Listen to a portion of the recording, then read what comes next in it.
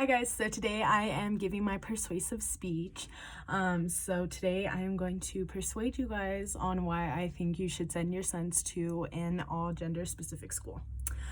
So the way I grew up, it was decided for me that I would get my education the way most of us do, either being a private school or through a regular public education system. One thing that I can guarantee that these schools would have in common is that they did not separate the classes by gender. Many parents think that gender-specific schools can be too old-fashioned and too out of date for this generation. But today I am here to tell you why you should send your sons to a gender-specific school and what can be the benefits and how stereotypes can break through to better the success of a student. So the first thing that needs to happen is that the stereotypes need to stop. These are most present in early childhood education, and they can pick up on how each other learn really quickly. They pick up on what subjects they like or don't, and peers have a big influence this, as much as people don't like to think that in the early childhood education system, peers are a huge part of stereotypes and the way we learn. Basic differences that boys and girls can easily point out. Boys play sports, they have short hair, they're tough, they wrestle, they're rough, they can be quick and competitive, where girls can quite be the opposite. Research shows that single gender schools are effective in boosting academic achievement, especially with working class parents or from low income parents. So because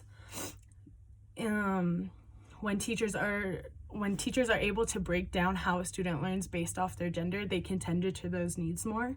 So whereas a student from a low income or working class parents can get distracted from outside things, this helps them narrow their success into an even more successful path because they are specifically tendering their needs on how to learn. The second thing to bring to attention is keeping boys and girls separated creates the opportunity to not only complete but achieve their goals. So for instance, when boys and girls are together and they're learning the same subject, a girl can be called a geek because she likes physics and engineering, when the rest of the girls in her class enjoy art and poetry. With a boy, he can be considered a nerd because he likes art and poetry, where his friends like physics and engineering. This instantly triggers the student to think, oh, well, I'm a nerd and I shouldn't do poetry because the girls like poetry, and I don't want to do that because I get picked on. Or the girl will think, I don't want to be an engineer because the girls in my class don't like engineering and only the boys are supposed to be engineered. This is what instantly their mind goes to when creating stereotypes. In the co-ed format, stereotype notions of what is girly and what is manly almost always prevail. There's no way around it unless you were not constantly around that gender. So because the boys and girls are separated, it allows them to think, I can do this, and no matter what my gender is, I can still accomplish what I want to. The number of boys disengaging from school is on the rise. At the Albuquerque elementary level, boys scoring 8.7% lower than girls on the reading test. By high school, a girl's graduation rate is 70.2%, while boys are at a 59.4%, leaving an 11% gap. Nationally, the percentage of girls enrolled as compared to males is 3-1 on a collegiate level. And this is why I want you to send your son to a gender-specific school. It allows the idea of that your accomplishments have no boundaries. In our research, it shows that boys' co-ed classes are 37% proficient, while boys' single-gender classes are 86% proficient. In a 2006 study by the name Ferrara, I quote, boys tend to be more engaged in all boys classes where teachers use strategies that are aligned with learning styles of many boys. So like I was saying before, because the teacher can focus on how a gender learns, it tenders the classroom to how everyone else learns. So for instance, even though my thing fell back here, Hopefully I can hold it up. Boys need to squirm. They have a short attention span, so they need to shift focus every 12 to 15 minutes. They need specific instructions motivated by competition and time limits. This does not work with girls because girls don't work well with the pressure of time limits and competitiveness.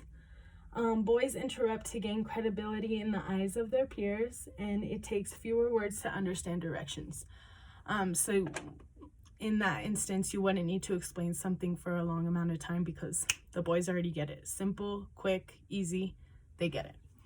So teacher strategies that we use would be when giving instructions, make sure to give a deadline.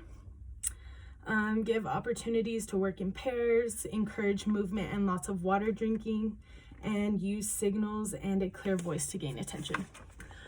So with boys, because they can get a little rowdy, you have to use certain signals and be assertive, whereas in a girls' classroom, it may take them a little bit faster for you to gain their attention because it doesn't take as long. So the learning styles do make the boys more successful, and that is why I would recommend sending your son to there, because he can learn in a specific way tender to him because of his gender. Many parents think gender-specific schools and classrooms could affect the growth of socializing in the real world, but for some, the method just may be too outdated, and I totally get that. As an EA at Coral Charter Community School, I see firsthand how this theory is successful and effective. So to those parents dismayed because of the opposite gender elimination, it allows success academically and helps to maintain a focus to be successful in life. Thank you.